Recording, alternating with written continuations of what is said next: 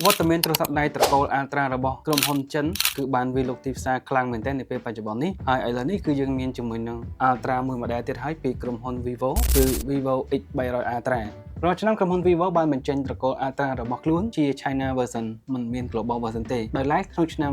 2026នេះ Vivo X300 Ultra មាន Global version ផងដែរគ្រាន់តែក្នុងដៃខ្ញុំនេះគឺជាប្រភេទ China version នោះទេប៉ុន្តែយ៉ាងណាមិញគឺយើងមានជម្រើស Global version សម្រាប់ឆ្នាំនេះអញ្ចឹងបងប្អូនចង់ដឹងឲ្យកាន់តែច្បាស់អំពីទូរស័ព្ទដៃ Vivo X300 Ultra នេះតាមដានវីដេអូនេះសិនបានវីដេអូនេះនាំមកជូនដល់ហាងលក់ទូរស័ព្ទដៃ Barephone Store អ្នកទាំងនេះចង់បានជាមួយទូរស័ព្ទដៃថ្មីឬក៏មួយទឹកឬក៏ចង់វាយដូរស៊េរីផ្សេងៗអាចធ្វើការតាក់ទងទៅកាន់ហាង Barephone Store បានបើយើងក៏លេចមើលទៅខាងក្រៅកុំមើលទៅ logo និងការ design layout មួយចំនួនណាគឺ Vivo X300 Ultra នេះគឺមានកងរង្វង់កាមេរ៉ានៅផ្នែកខាងក្រោយហ្នឹងដូចទៅនឹងទូរស័ព្ទដៃចិនផ្សេងទៀតដែរដូចជា Oppo ដូចជា Honor ក៏ដូចជា Xiaomi ផងដែរអញ្ចឹង model ក្រុមហ៊ុន China ធ្វើនេះគឺវាប្រហែលគ្នាមែនតើប៉ុន្តែអ្វីដែលយើងឃើញគឺការ design លម្អិតរបស់ទូរស័ព្ទដៃ Vivo X300 Ultra នៅផ្នែកខាងក្រោយនេះគឺជាកញ្ចក់ហើយមានជុំអាលុយមីញ៉ូមព័ទ្ធជុំវិញនិង cam curve នេះគឺមិនសូវ curve ខ្លាំងនោះទេខុសពី Xiaomi 17 Ultra ដែលវា curve ខ្លាំងជាងស៊ុំកាមេរ៉ារបស់វាគឺរាងប៉ោងហើយធំជាង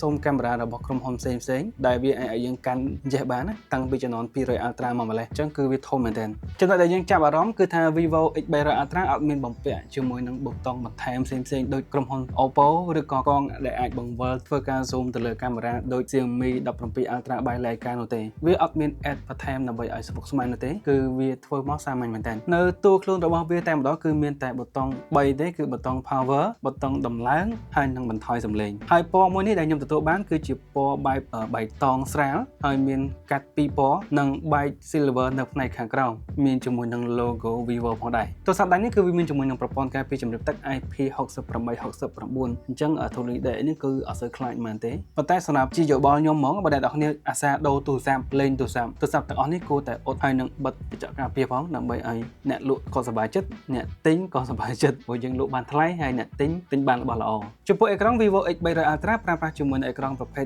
LTPO AMOLED ដែលមាន refresh rate រហូតដល់ទៅ 144Hz វាមានពន្លឺភ្លឺបំផុតរហូតដល់ទៅ 1900 nit និង peak brightness របស់វានឹងខ្ទង់ 3300 nit ផងដែរហើយទោះបីជាអេក្រង់មួយនេះវា support ជាមួយនឹង 144Hz មែនចាស់ស្ដែងនៅក្នុងកម្មវិធីផ្សេងៗគឺយើងអាចដំណើរការបានត្រឹម 120Hz ហើយសូម្បីតែនៅក្នុង setting ផ្ទាល់គឺយើងអាចធ្វើការកំណត់ទៅលើកម្មវិធីនីមួយៗហ្នឹងបានគឺមានតែ2ជម្រើសទេគឺ 60Hz ឬក៏ 120Hz Vivo X300 Ultra នេះគឺប្រើប្រាស់បន្ទះ chip Snapdragon 8 Elite Gen 5ដែលវាផ្ដល់សមត្ថភាពជា chip ចំនួនចុងក្រោយរបស់ក្រុមហ៊ុន Qualcomm ហើយសម្រាប់ធ្វើការបំពាក់នៅលើទូរស័ព្ទដៃហើយជា chip ដែលមាន performance ខ្លាំងជាងគេផងដែរមួយគ្រឿងនៅក្នុងដៃខ្ញុំនេះគឺមានជាមួយនឹងទំហំផ្ទុករហូតដល់ទៅ 512GB មាន RAM 16GB និងអាចធ្វើការ extend បន្ថែមនឹងខ្ទង់ 16GB បន្ថែមទៀតហើយវាដំណើរការនៅលើ Origin OS ចំនួនទី6នៅលើ Android ចំនួនទី16ផងដែរចំពោះថ្មវាមានទំហំ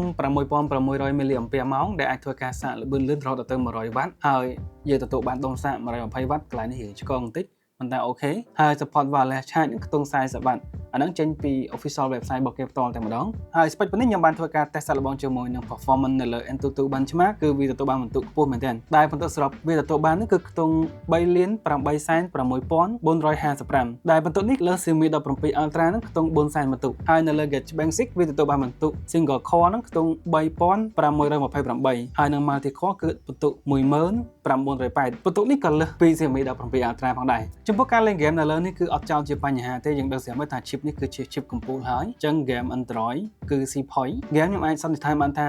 គឺយើងអាចលេងក្នុងកម្រិតដ៏ល្អមួយកម្ដៅវាសម្រាប់ការលេង game មិនក្ដៅលឿននោះទេ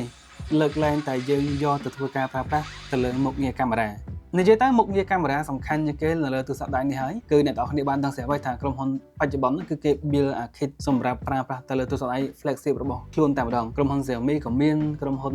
third party ក៏មានក្រុមហ៊ុន Vivo ក៏ធ្វើក្រុមហ៊ុន Oppo ក៏ធ្វើដែរ LAN សម្បក case អីសម្រាប់ដាក់ដើម្បីឲ្យប្រើប្រាស់សមត្ថភាពកាមេរ៉ារបស់វានឹងកាន់តែលេចធ្លោទៅក្នុងកម្រិតមួយផ្សេងមួយទៀតអញ្ចឹង system ក៏ដូចជាការអភិវឌ្ឍទៅលើប្រព័ន្ធកាមេរ៉ារបស់ទូរស័ព្ទដៃនីមួយៗគឺប្រកួតប្រជែងគ្នាខ្លាំងមែនទែនហើយនៅក្នុងទូរស័ព្ទដៃ Vivo X300 Ultra នេះកាមេរ៉ាខាងក្រោយរបស់វាមាន lens ទំហំ200 megapixel ហ្នឹងរហូតដល់ទៅ2គ្រាប់អញ្ចឹងកាមេរ៉ាកូរបស់វាមានទំហំ200 megapixel គឺថតនៅក្នុង focal length 35mm 35mm នេះគឺវាអត់វាយទេប៉ុន្តែថតរូបស្អាតជាង28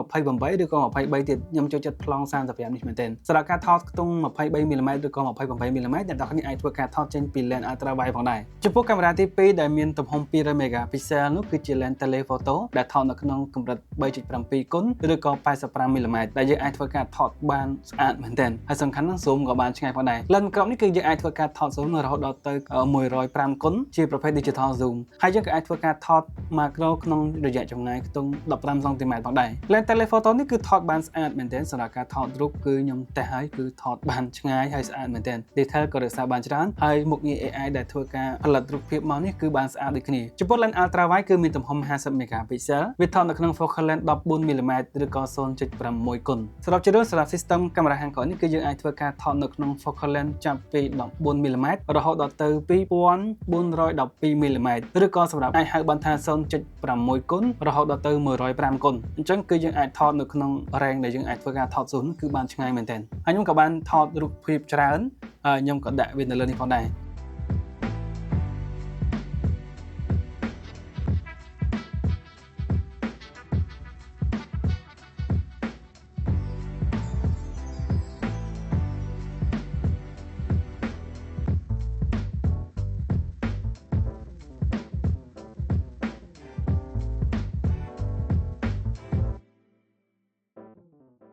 ចំណុចដែលគួរឲ្យកត់ចំណាំនោះគឺថានៅក្នុងទូរស័ព្ទដៃ Vivo X300 Ultra សម្រាប់ China version គឺវាមានជាមួយនឹងកម្មវិធីសម្រាប់ធ្វើការថតនោះច្រើនមែនទែនដែលវាមាន AI សម្រាប់ធ្វើការ generate ជារូបភាពប្លែកៗមានជាមួយនឹងមុខងារសម្រាប់សឹកចាស់ទៅលើប្លង់ដើម្បីថតមានមុខងារ Pro Video ដែលយើងអាចធ្វើការថតនៅក្នុងកម្រិតមួយដែលខុសប្លែកពីទូរស័ព្ទដទៃច្រើនមែនទែនហើយវាក៏មានជាមួយនឹងមុខងារដទៃទៀតដែលអ្នកនរអាចនឹងស្វែងយល់បន្ថែមបានអាចថានៅក្នុងវីដេអូក្រោយហើយបើអ្នកនរមានជាមួយនឹង200 Ultra ឬក៏100 Ultra អ្នកនរក៏ឃើញមាន feature ទាំងអស់នេះប្រើផងដែរសម្រាប់ China version គឺមានជាមួយនឹងមុខងារថតរូបនឹងប្លែកៗមែនទែននិយាយអំពីការឡើងកម្ដៅបន្តិចទៅដោយសារតែនៅក្នុងប្រកូល Vivo X100 200 Ultra ឲ្យតែចេញមកដំបូងសម្រាប់ការប្រើប្រាស់កាមេរ៉ាគឺក្តៅម៉ាស៊ីនជាក់ស្ដែងខ្ញុំប្រើប្រាស់ក្នុងការថតវីដេអូនិងថតរូបភាពផ្សេងៗគឺវាឡើងកម្ដៅលឿនមែនទែនត្រឹមតែ5នាទីក្នុងការបើកដំណើរការថតទេវាក្តៅខ្លាំងដល់ថ្នាក់ខ្ញុំត្រូវតែ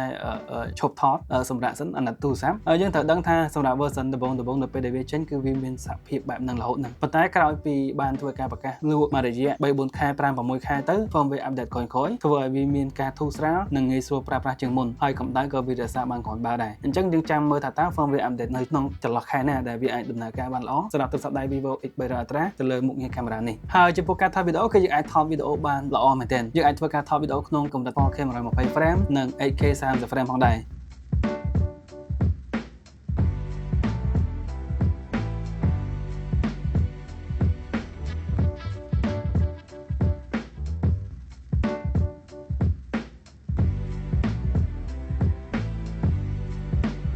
តើអ្នកនេះគឺជាវីដេអូដែលថតចេញពីទូរស័ព្ទដៃ Vivo X300 Ultra ខ្ញុំប្រើប្រាស់ជាមួយនឹងកម្មវិធី Blackmagic ដែល monitor តាមរយៈកម្មវិធីហ្នឹងជាមួយទូរស័ព្ទដៃ Xiaomi 17 Ultra ហើយមកដល់ខ្ញុំប្រើ vlog នេះដើម្បីធ្វើការថតជាមួយនឹងកាមេរ៉ារបស់ខ្ញុំគឺកាមេរ៉ា Lumix F5 Mark II អញ្ចឹងខ្ញុំដាក់ focus ខ្ញុំអាចមកអែមដែរហ្នឹងគឺថាយើងអាច focus បានជាមួយនឹងកម្មវិធីនេះដើម្បី monitor good សរុបជារួមមកបើអ្នកនរគ្នាកំពុងតែគិតថាចង់ទិញទូរស័ព្ទដៃសម្រាប់យកទៅថតរូប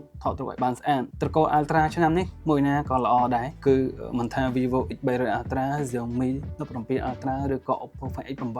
Ultra ទេសិតសឹងតែជាទូរស័ព្ទដៃកម្ពុជាសម្រាប់ធ្វើការថតរូបហើយបើអ្នកនរគ្នាជា fan របស់ក្រុមហ៊ុន